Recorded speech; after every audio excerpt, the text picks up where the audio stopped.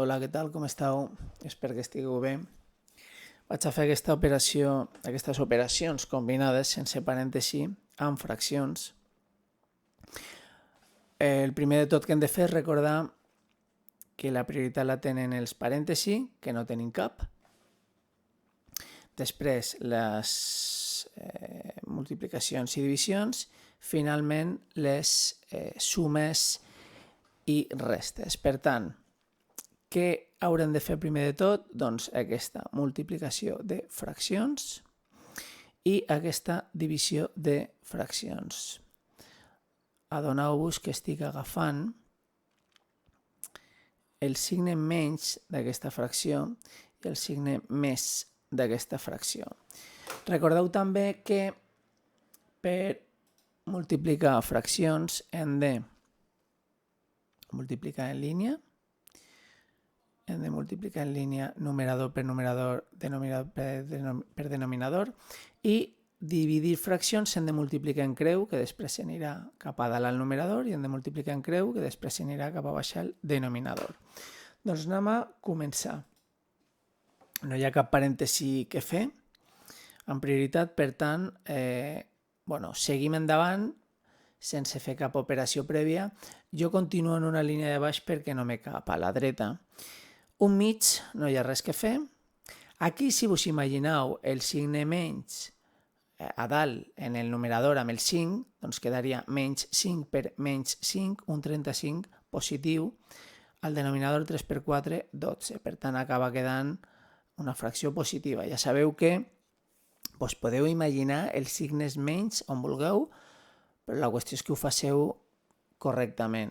Més 10 no hi ha res que fer, però ja posaré lo del partit 1, menys 5/600 no hi ha res que fer. I aquí, per dividir aquestes dues fraccions, ja ho hem dit, 1 per 7 anirà al numerador, 3 per 2 anirà al denominador, tot és positiu, per tant, quedaria òbviament positiva. Aquesta suma-resta de fraccions no la podem fer si no les reduïm a comú denominador, per la qual cosa cal calcular el mínim comú múltiple dels denominadors, que són 2, 12 i 6.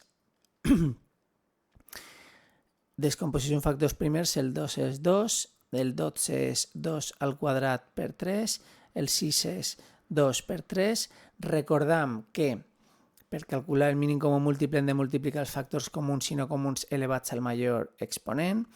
Factors comuns tenim el 2, no comuns tenim el 3, major exponent del 2 és un quadrat, del 3 és un 1 que no es posa, i això acaba quedant 4 per 3, que són 12. Llavors, aquest 12 serà el comú denominador.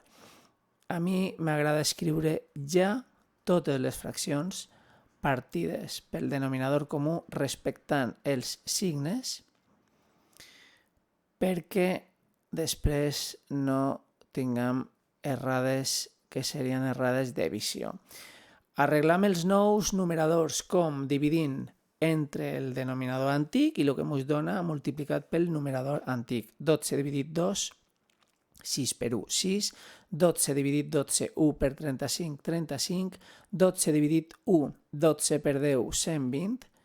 12 dividit 6, 2 per 5, 10.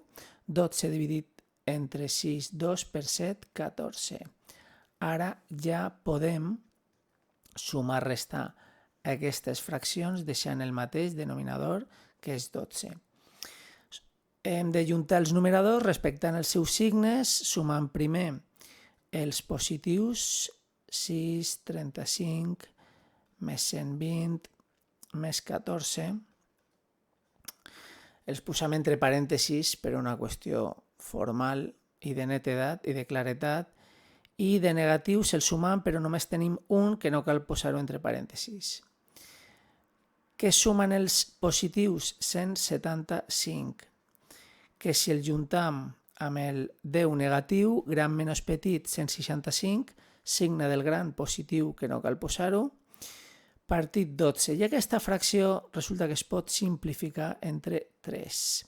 I acabaria quedant 55 partit 4, que és una fracció i reductible, i és el resultat de la nostra operació combinada.